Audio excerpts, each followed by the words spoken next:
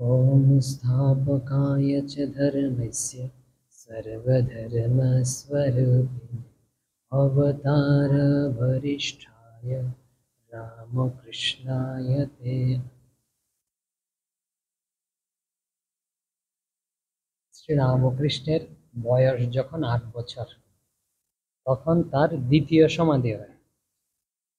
প্রথম সমাধি 6 বছর বয়সে হয়েছে।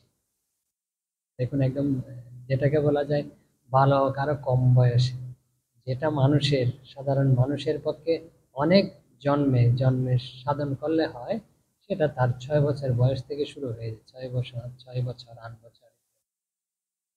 বলছেন আপনি এত পিছনে চলে গেলেন কেন? অনেক তো আগেই ছিলেন শ্রীরামকৃষ্ণ। আমাদের বলেছে ভক্তরা যে এই যে এখন তো শ্রাবণ মাস চলছে, তো শিবের মাস, তারপর হচ্ছে মনসা, এইসব, এই দেবীর এসব চলছে। তো আপনি শ্রীরামকৃষ্ণের সাথে, শ্রীরামকৃষ্ণের কথা তো বলবেন, এই শ্রীরামকৃষ্ণের সাথে যুক্ত করে এদের কথাও বলবেন। আমরা সে লক্ষ্যেই এগোচ্ছি আর কি। এখানে রয়েছে এরকম ঘটনা শ্রীরামকৃষ্ণের জীবনের সাথে সম্পর্কযুক্ত। তো এই 8 বছর বয়সে যখন দ্বিতীয় সমাধি হয়, ওই ওই ঘটনাটা আমরা উল্লেখ করছি। এই আপনারা যারা কামারপুকুরে গেছেন জানেন শ্রীরামকৃষ্ণ যে ভক্ত পরিমণ্ডল রয়েছে আপনারা, তো আনুর আনুর গ্রামে বিশালাক্ষী দেবী রয়েছে। বিশালাক্ষী দর্শনে শ্রীরামকৃষ্ণ গিয়েছিলেন কম বয়সে। তো বিশালাক্ষী সম্পর্কে আমরা একটু দেখি। এই শারদানন্দ মহারাজ যিনি লীলা প্রসঙ্গ লিখেছেন, তিনি কি বলছেন, এই বিশালাক্ষী কোন দেবী? এক কথাই বলি, মহারাজ বলছেন মনসা দেবী বিশালাক্ষী বা বিশ্বলক্ষ্মী নামে অভিহিতা, আর বিশ্বহরিও হয়েছে। যে কোথায় পেয়েছেন বলছেন, তিনি বলছেন যে বিভিন্ন গ্রন্থ দেখেছেন, দেখে বলছেন মনসা দেবীর অন্য নাম বিশ্বহরি তিনি দেখতে পেয়েছেন। আরো কি কি বলছে, মনসা মঙ্গল আদি গ্রন্থে তিনি দেখেছেন। ওখানে কি দেখেছেন বলছেন, মনসা দেবীর রূপ বর্ণনায় বিশালাক্ষী এই নামও উল্লেখ পাওয়া যায়।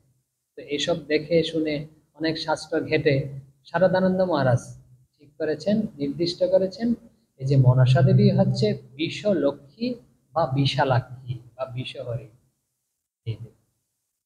তো আসি শ্রীরামকৃষ্ণের জীবনে। আনুর হচ্ছে কামারপুকুর থেকে আনুমানিক 3 কিলোমিটার দূর। বর্তমানে সে বলছে 3 কিলোমিটার, যে এক ক্রোশ দূরবর্তী 3 কিলোমিটার। তো যখন তার 8 বছর বয়স, তখন ওই কামারপুকুরে যে রমণীরা রয়েছে, ব্রাহ্ম মহিলারা রয়েছে, মায়েরা রয়েছে, তারা ঠিক করেছে যে এই ইয়েকে, অর্থাৎ হচ্ছে এই বিশালাক্ষীকে পূজা দিতে যাবেন। তো যাওয়ার সময় বাচ্চারা যেমন খেলে না রাস্তায় পড়ে, তখন শ্রীরামকৃষ্ণ রাস্তায় খেলছিলেন। কেউ দেখে বললেন যে গদাইকে নিয়ে গেলেই তো হয়, ও তো মায়ের গান খুব ভালো জানে, আমাদের খুব ভালো হবে। আর কয়েকজন বলছে না না, ও তো কম বয়স, অত দূর তো হাঁটতে পারবে না, মাঠের মধ্যে দিয়ে হেঁটে যেতে হবে, রোদ্দুর লাগলে তো হয়তো অসুবিধা হবে, মাথা ঘুরে পড়ে যাবে, এসব টেসব। তো গদাইও শুনতে পেয়েছে ওই বিষয়টা, কিন্তু গদাই যাবেই, নাছোড় বান্দা।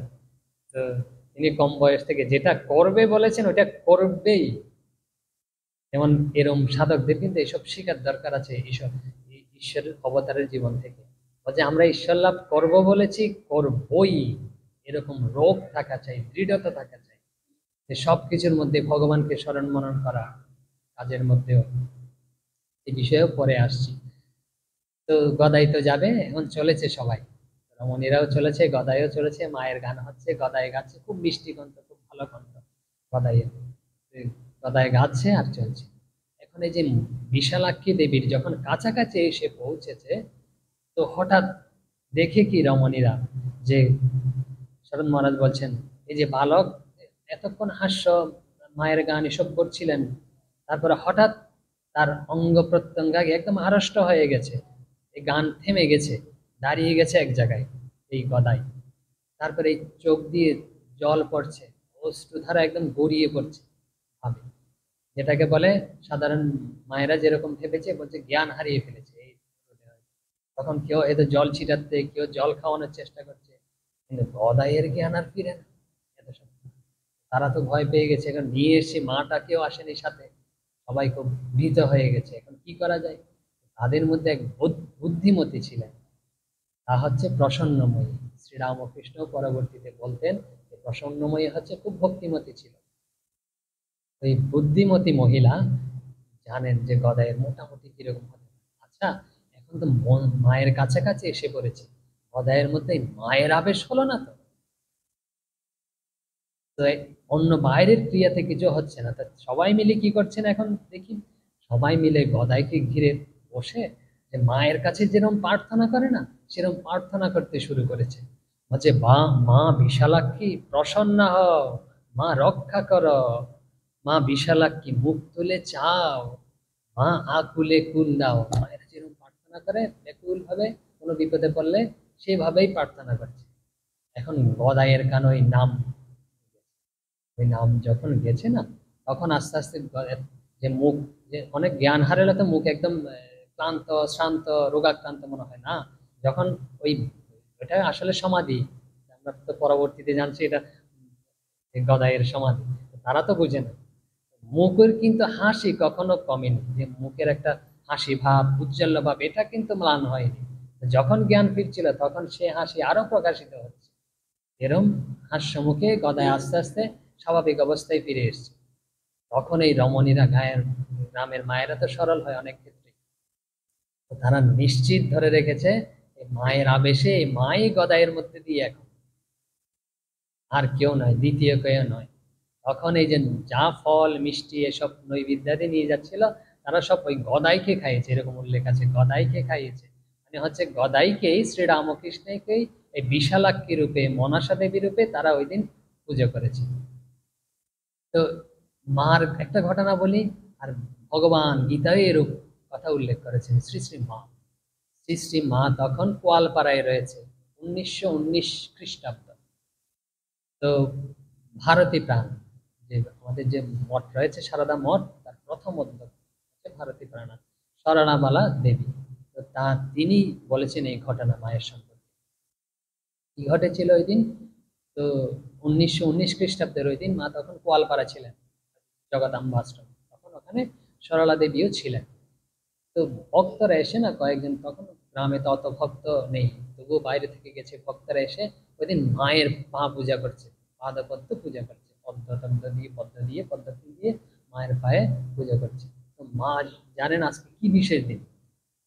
তখন মা জিজ্ঞেস করছে, আজকে যে ছেলেরা সব এসে যে পুজো করছে, আজকে কি দিনটা কি? তো সরলা দেবী বলছে, আজ দশহরা, তাই পুজো করছে। দশহরাতে মনসার পূজা হয়, গঙ্গার পূজা। তখন মা বলছেন হাসতে হাসতে, বলছে, ও মা, আমি মনসা নাই। ভক্তরা মনসা ভেবেই পূজা করেছে, মনসা জ্ঞানেই মাকে, শ্রী শ্রীমাকে পূজা করেছে। তখন মা হাসতে হাসতে বলছে, ও মা, আমি মনসা নাই। তিনি তার নিজে ধরা দেবেন না, স্বীকার করবেন না। তারপরে সরলা বলছে, সরলা দিদি বলছে, হাত জোর করে, এরকম ঠাকুরের দিকে হাত জোর করে, তখন বলছে যে একদম কৃপা দৃষ্টিতে বলছে, উনি মনসা, উনি সব হচ্ছে। মা বলেছেন উনি হচ্ছেন মনসা। এই যে আমাদের কথা হচ্ছিল যে আবেশ হয়েছে, ভর হয়েছে, তো উনি মনসা। তো শাস্ত্রে কিরম রয়েছে আমরা একটু দেখি। যে ভগবান গীতায় বলছেন, যে গীতার কথাটা উল্লেখ করি, যে এ অপি অন্য দেবতা ভক্তা যজন্তে শ্রদ্ধায়ান্বিতা হে ওপি মামেব কৌন্তেয় যজন্তি। বলছেন, যারা অন্য দেবতার পূজা করে শ্রদ্ধার সহিত, শ্রদ্ধা সহকারে অন্য দেবতার পূজা করে, ভগবানের ভগবত বাক্য, ভগবান বলছেন তে অপি মামেব, তারা আমি, আমারই পূজা করছে। হয়তো তারা বুঝতে পারছে না, তারা আমারই পূজা করছে। বলছে, হে কন্তেয়, ওর মধ্যে আমি থেকে পূজাটা গ্রহণ করছি। এই দেখুন, শ্রীরামকৃষ্ণকে এরা যে পুজো করেছে, যে আনিত যে ফল নৈবেদ্য দিয়েছে, একটুই কিন্তু শাস্ত্র বিরুদ্ধ নয়, ভুল কিছুই করেনি। সরলতার সহিত যা করেন না কেন, এই মায়েরা রয়েছেন, সরলতার সহিত যা করেন না কেন, এটা সব ভগবান গ্রহণ করে, একটু ওদিক ওদিক হয় না, শুধু ভগবতমুখী হওয়া চাই।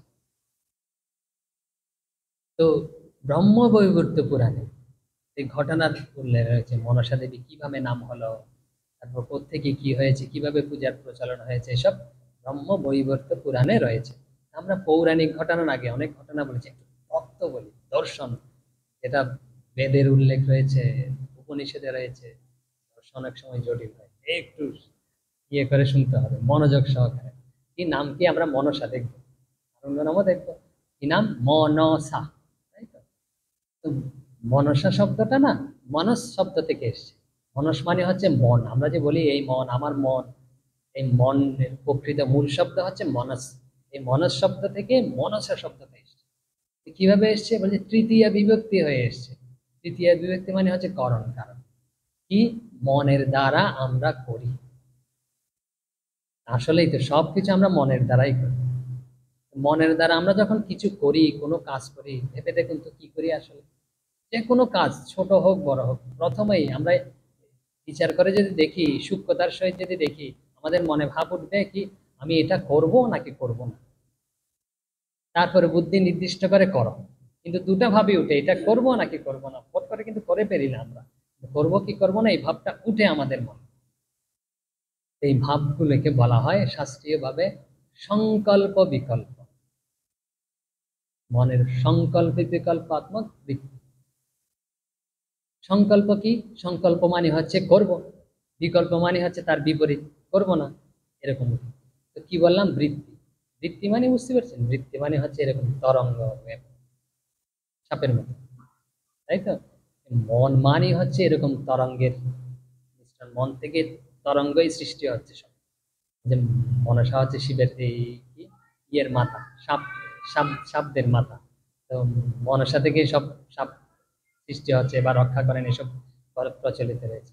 এই মন হচ্ছে এই তরঙ্গের সমষ্টি, তরঙ্গগুলো সব মন থেকেই হচ্ছে। তো আমাদের যে মনে দেখি, তাহলে মনে কিছু বৃত্তি, এইগুলো চিন্তাগুলোকে বৃত্তি বলা হয়।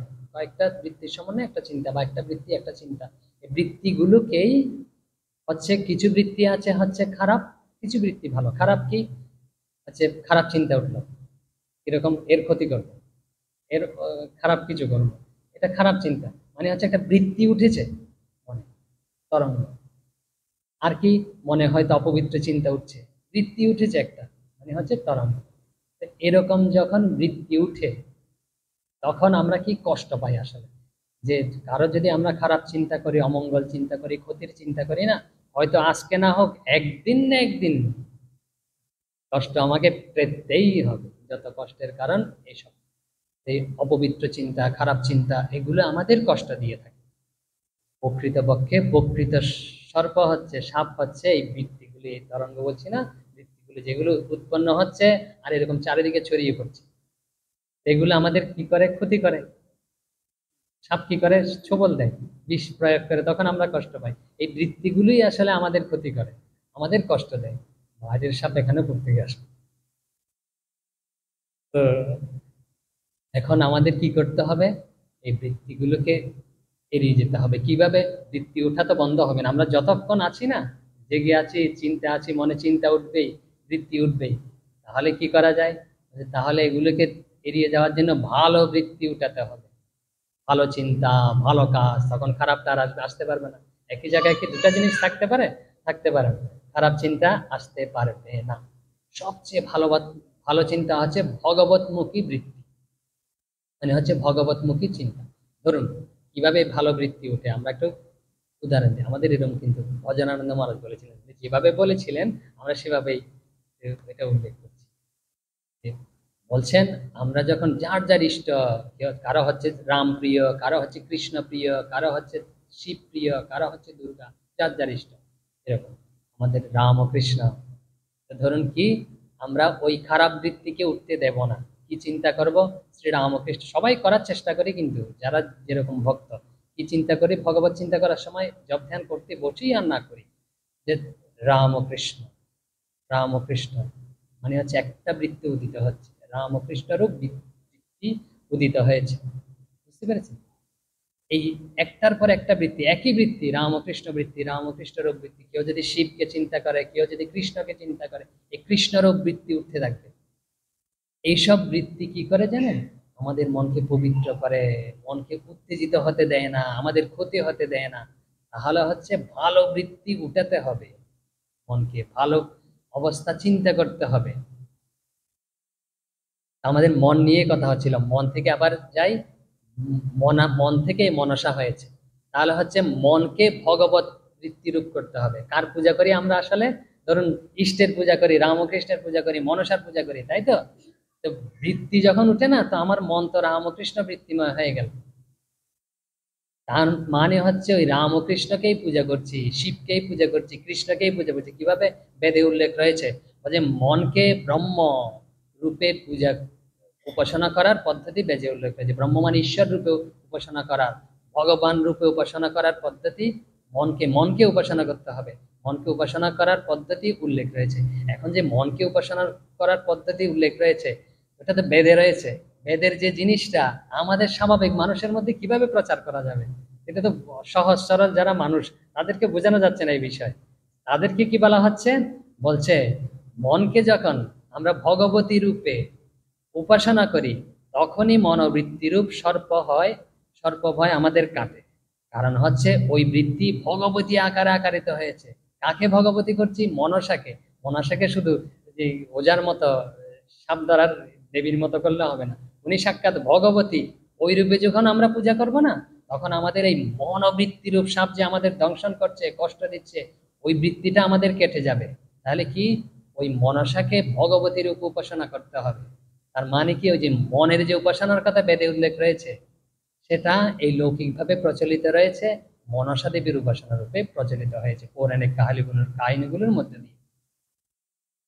তাহলে মনসা শব্দের অর্থ আমরা মোটামুটি পেয়েছি। মন থেকে মনসা হয়েছে। কিভাবে হয়েছে? এই বৃত্তিগুলো হচ্ছে সর্পের প্রতিরূপ। বৃত্তির প্রতিরূপ হচ্ছে এই সর্প, পৌরাণিক বোঝানো হয়েছে। আরেকটা নাম আছে বিষহরি, মানে তিনি বিষ হরণ করেন। বিষ মানে কি? বিষ মানে আমাদের কষ্ট দেয়, যেটা আমরা খুব কষ্ট অনুভব করি, জ্বালা অনুভব করি, যন্ত্রণা অনুভব করি যখন আমাদের শরীরের মধ্যে বিষ ঢুকে, সব যে সাপ যখন দংশন করে, তাই তো? আসলে কি আমাদের কষ্ট দেয় জানেন সংসারে? দুঃখ। দুঃখই আমাদের সবচেয়ে বেশি যাতনা দেয়, কষ্ট দেয়। এই দুঃখই হচ্ছে আসল বিষ। সংসারে যারা রয়েছে তারা অনুভব করছে, আমাদেরও হয় না এরকম? না, সবারই এরকম। দুঃখই হচ্ছে এরকম কষ্ট দেয়। তো বলছেন বিষ হরি, তিনি বিষ হরণ করেন। এই দুঃখরূপ বিষ তিনি হরণ করেন সংসারে, তাই তার নাম হয়েছে বিষহরি। তিনি এই দুঃখরূপ বিষ হরণ করেন বলেই তার নাম বিষহরি। এখন আবার আমরা পৌরাণিক গল্পে যাই, হ্যাঁ?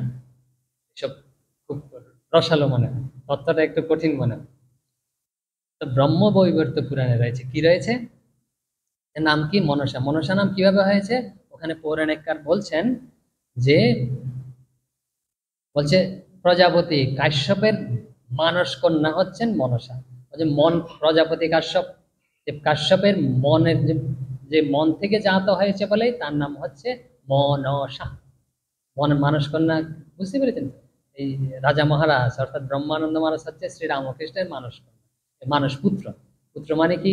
মনে মনে উনি পুত্র রূপে গ্রহণ করেছেন। এরকম এই কাশ্যপ প্রজাপতি, তিনি এই মনস, ওই দেবীকে, ওই ব্যক্তিকে মনে রূপে মানস, মনের কন্যা হিসেবে গ্রহণ করেছেন। এই জন্য তার নাম হচ্ছে মনসা।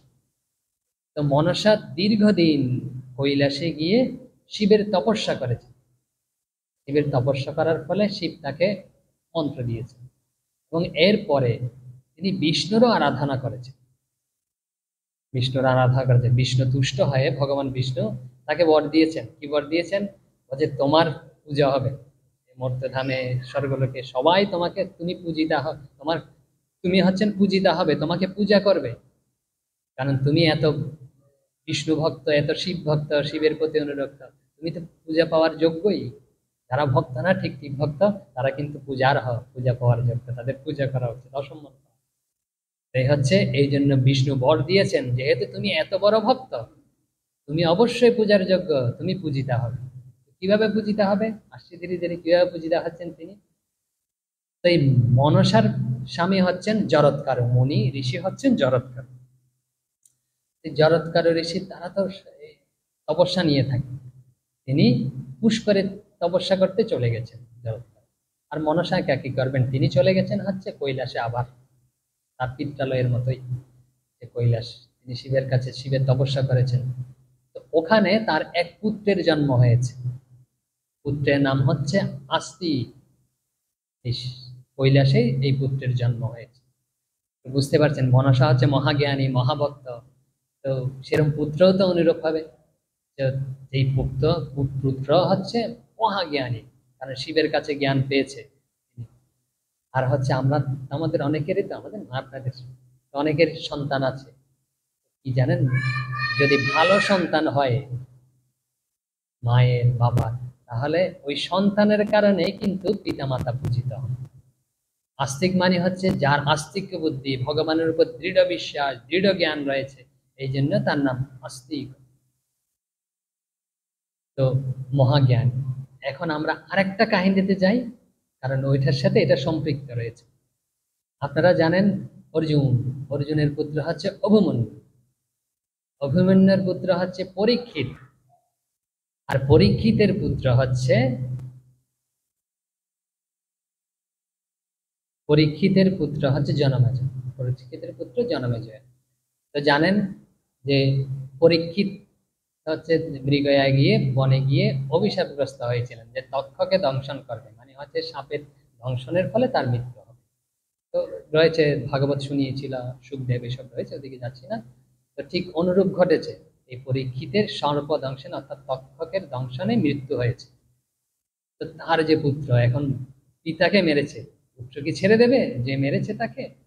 এখন জনমেজয় করেছে কি, এরকম সর্পযজ্ঞ করেছে, মহাযজ্ঞের আয়োজন করেছে, যে সর্পদের নিধন করার জন্য সবাইকে মহাযজ্ঞের আয়োজন করেছে। মন্ত্রের শক্তি, যজ্ঞের শক্তি দিয়ে সব সাপগুলো এসে ওই অগ্নিকুণ্ডের মধ্যে পতিত হচ্ছে আর সর্পগুলো ধ্বংসের করে। আর এই সর্পদের, সাপদের রাজা হচ্ছে নাগরাজ বাসুকি, আর বাসুকির বোন হচ্ছে মনসা। তো এখন বাসুকি মনসার কাছে গেছে, কি করা যায়। আরেকটা ঘটনা করি, কে মেরেছে, কে ইয়েকে, পরীক্ষিতকে ওই তক্ষক মেরেছিল, তাই তো? তক্ষকে আসল আসামি, প্রধান আসামি। সে এখন গিয়ে কোথায় রয়েছে? স্বর্গে পালিয়ে গিয়ে স্বর্গে চলে গেছে। স্বর্গে ইন্দ্রের পিছনে গিয়ে লুকিয়ে রয়েছে, ইন্দ্রের যে সিংহাসন, সিংহাসনের পিছনে গিয়ে লুকিয়ে রয়েছে, মানে কেউ তাকে আর খুঁজে পাবেন। আরে মন্ত্রের একটা শক্তি আছে না, দেখা না গেলে কি হবে, অদৃষ্ট শক্তি, মন্ত্রের শক্তিতে না সব খুঁজে পাবে। এখন মন্ত্রের যে শক্তি, ওই মন্ত্রের শক্তিতে তাকে টানতে লাগে। সে আস্তে আস্তে তো যজ্ঞের কুণ্ডের দিকে আসছে। এখন সে তো ছাড়ার পাত্র নয়। ইন্দ্রের সিংহাসনের পেছনে ছিল, ইন্দ্রের সিংহাসনের তাকে এরকম ধরে চেপেছি, একদম যেরকম ধরে আমরা শেষ রক্ষা করে, কেউ আমাদের টানছে, আমরা আশ্রয় নিয়ে কিসের, যা পাই তা ধরে। সে ইন্দ্রের সিংহাসন ধরেছে, ইন্দ্রের সিংহাসন তলিয়ে দিয়েছে। এখন মন্ত্রের শক্তিতে না, মন্ত্রের এমন শক্তি, দেখুন ইন্দ্রের সিংহাসন পর্যন্ত চলে গেছে। ইন্দ্র সিংহাসনের উপর বসে আছে, ওই মন্ত্রের শক্তিতে ইন্দ্র সহ সিংহাসন সহ যজ্ঞ কুণ্ডের দিকে আসছে। এখন তো ইন্দ্রে বলছে ত্রাহিমাং পাহিমাং, আমাকে রক্ষা করো। কে রক্ষা করবে জগতের, কে আছে? তো তো নাগরাজ তো গেছে মনসার কাছে, বলছে কি করা যায়। বলছে ইয়ে হচ্ছে আস্তিক হচ্ছে মহাজ্ঞানী। সে, আমরা যে কোনো সমস্যায় যখন পড়ি না, জ্ঞানী লোকদের কাছে চাই যে কিভাবে আমার এই সমস্যার সমাধান হবে। আমরা যখন পারি না, তখন এই আস্তিক হচ্ছে মহাজ্ঞানী। তো বলছে ও কি করে দেখি, ওকে বলা যায়। ওকে বলা হয়েছে এরকম ব্যাপার, দেবতারা পর্যন্ত এখন সব রাহিমাং পাহিমাং করছে, আমাকে রক্ষা করো, ত্রাণ করে, এরকম বলছে, তুমি কিছু করো। আস্তিক কি করেছে, ওই জনমেজয় যেখানে যজ্ঞ করছিল ওখানে গেছে, জনমেজয়কে বুঝাচ্ছে বিষয়টা, জ্ঞানী যুক্তি দিয়ে, ভগবত উপলব্ধি দিয়ে, মুক্তি দিয়ে, যে কারক, এটা যে ছিল তোমার পিতার ভাগ্যে ছিল। এখন যে তুমি এদের সবাইকে, একজনের জন্য সবাইকে এরকম নিরপরাধী লোককে শাস্তি দিচ্ছ না, হত্যা করছো, এটা তোমার পাপ হবে, তোমাকে শাস্তি পেতেই হবে। তো তুমি এসব বন্ধ করো, তোমার হচ্ছে সবাইকে রক্ষা করার দায়িত্ব, যে ক্ষত্রিয়তা, তুমি এসব সবাইকে ধ্বংস করতে পারো না। এরকম বিভিন্ন উপদেশ দিয়ে বুঝিয়েছে, সেই উপদেশ দিয়ে আর উপলব্ধি দিয়ে যখন বলে না কথা, তখন মানুষের বোধগম্য হয়। তখন এই জনমেজয় শান্ত হয়েছে, যখন বন্ধ করেছে, তখন ইন্দ্রের সিংহাসন আর টলাতে পারল না। আর সাপ সর্পকুল রক্ষা পেয়েছে, কার কারণে? বলছে আস্তিকের কারণে। আস্তিক কার পুত্র? মনসার পুত্র। তো বলছেন মা মনসা তো সাক্ষাৎ আমাদের দেবী, আমাদের তিনিই ত্রাণ করেছেন। স্বর্গের দেবতা বলছেন যে আমাদের তিনিই ত্রাণ করেছেন, তিনি না থাকলে আজকে আমরা সবাই ইন্দ্রের সিংহাসন সহ পুড়ে ছাই হয়ে যেত। তখন বলছে যে আজকে থেকে যে মনসা দেবীর পূজা হবে। তখন ইন্দ্র সহ, ইন্দ্র পূজা করেছে, এরকম এরা পূজা করেছে, মর্ত্যলোকে করেছে, বিষ্ণু বর দিয়েছিল যে তুমি পূজিতা হবে। সেই বর থেকেই এখন পর্যন্ত এই দেবী পূজিতা হচ্ছে মনসা রূপে, বিশালাক্ষী নামে, বিষহরি নামে, বিশ্বলক্ষ্মী নামে পূজিতা হচ্ছে। আমরা দেখেছি প্রথম কি, যে শ্রীরামকৃষ্ণের জীবনের ঘটনা দেখেছি, যে শ্রীরামকৃষ্ণ কিভাবে যে অন্য দেবতার, ভগবান কিভাবে অন্য দেবতার পূজা গ্রহণ করেন।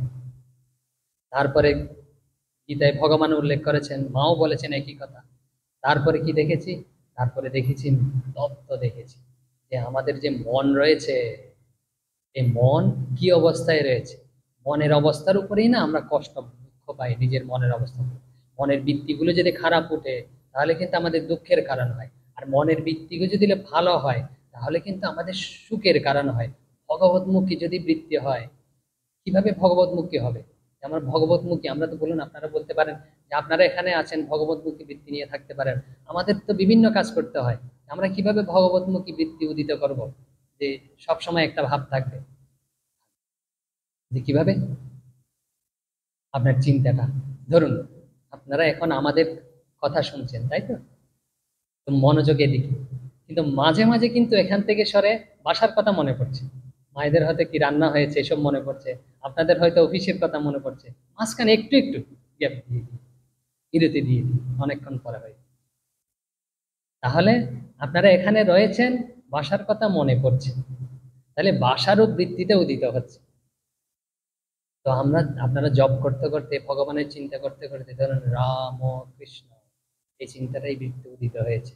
এরকম বৃত্তি যখন অভ্যাসে পরিণত হবে, দেখেন কাজ করতে করতে না, আপনি কাজ করছেন, কাজ করার পরে দেখবেন ওই কাজের মধ্যে যখন একটু বিরতি পেয়েছে মন, ওই কাজ আসলে বৃত্তিটা কাজমুখী কাজ করছে, কিন্তু ওখানে ভগবত বৃত্তিটা সুপ্তভাবে চালিত রয়েছে, সবসময় চলছে, একদম কঠিন কিছু নয়।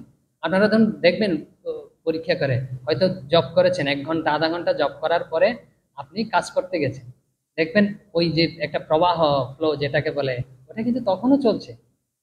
তো এই প্রবাহটা যদি আমরা বাড়িয়ে দিতে পারি না, আমাদের সব সময় আমরা বুঝতে পারি আর না পারি, বুঝতে পারবো কিন্তু যে ওই ভগবত বুদ্ধি বৃত্তিটা চলতে থাকবে, তখনই আমাদের সংসারের দুঃখ সব নষ্ট হয়ে যাবে, অত দুঃখ আমাদের প্রভাবিত করতে পারবে না। তার মানে হচ্ছে, মনসা মানে হচ্ছে মনের থেকে যে বৃত্তিগুলো উদিত হচ্ছে, যে বিষরূপ বৃত্তি, খারাপ রূপ বৃত্তি, সর্পরূপ বৃত্তি, সেগুলোকে পরিহার করতে হবে, আর ভগবতমুখী বৃত্তি উদিত করতে হবে। আর বিষহরি মানে কি, যিনি বিষ হরণ করেন, দুঃখ হরণ করেন, দুঃখরূপ বিষ যিনি হরণ করেন। আমাদের আজকে সেই প্রার্থনাই তার কাছে, আমাদের সংসারে যত দুঃখ রয়েছে তিনি হরণ করুন, এবং আমাদেরকে ভগবতমুখী বৃত্তি উদিত করিয়ে দিই, তার কাছে এই প্রার্থনা, আমরা যেন ভগবতমুখী হই। ওম শান্তি শান্তি শান্তি। হরি ওম তৎসৎ। শ্রী রাম কৃষ্ণার্পণমস্তু।